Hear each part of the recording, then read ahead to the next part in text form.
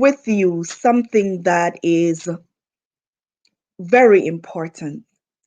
In the past few months, we've had first-hand glance of what may or may not happen in an instance.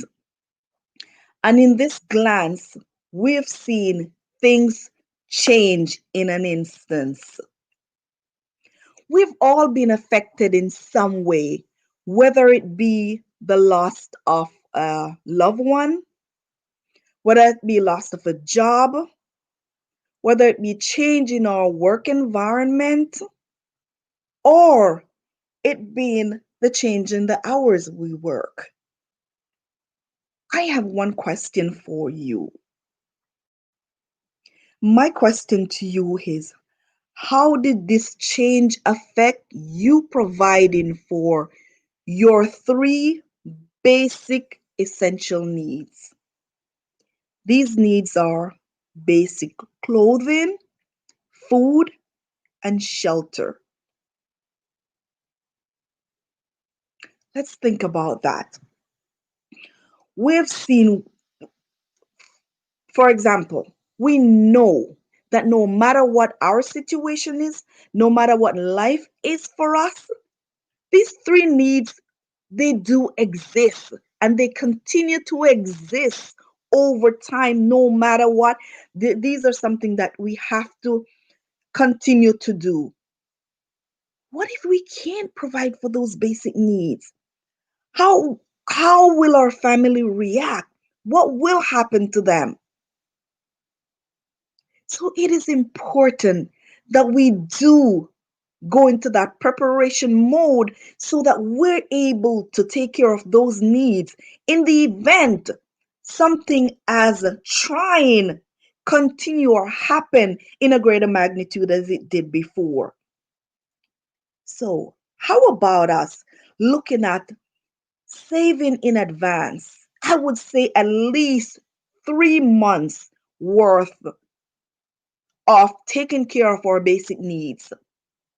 These basic needs, no matter what our situation, even if we lose our jobs, we still need basic clothes.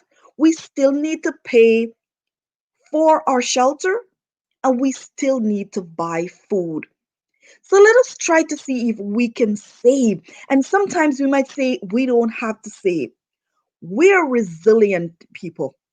We are creative. We have creative ideas. We have creative thoughts, and we can bottle down.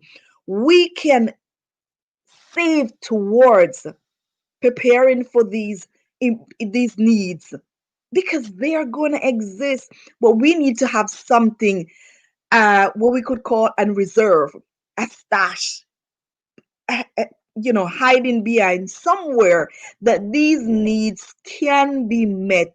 So we're not going back into the situation where we are unable. We've seen when the pandemic hit that individuals that were forced out of work because of the circumstance weren't able to meet that basic need of food, shelter. They weren't able to pay their mortgage.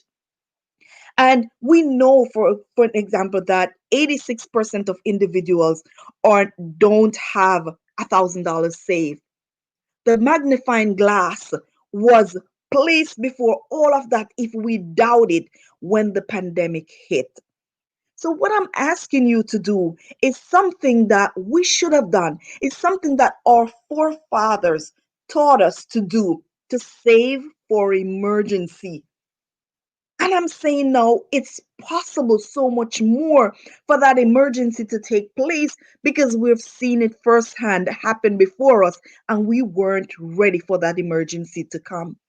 But now I'm asking you, could you put away, could you put together, save something for that 3 months in advance that when that do arise another time around, you are a little bit more prepared than you were the last time this occurred. There are little things that we can now do without. Let's do without some things. Let's forego some things. Let's ignore some things. Let's not indulging to certain things so that we can use that as ways to save towards that emergency that we may need, that putting towards that rainy day funds, that 3 months worth of emergency fund that we may need to prepare for our basic needs. Because let's face it, if we cannot prepare for those three basic needs, and how do we prepare for anything else? Because that is facing us. We're looking at that every single day in our life. Don't worry about the credit card. Don't worry about the extra things that may come upon us. Because if we're unable to provide for those three basic essentials, then there's no way we can deal with anything else. Remember, whatever you do, think long term. Know that it is possible. You can achieve just about anything you want to achieve if you put your mind to it, if you put some effort into it, and if you're dedicated and committed towards it. I believe in you. Start believing in yourself and knowing it is possible. You can do it. Well, good.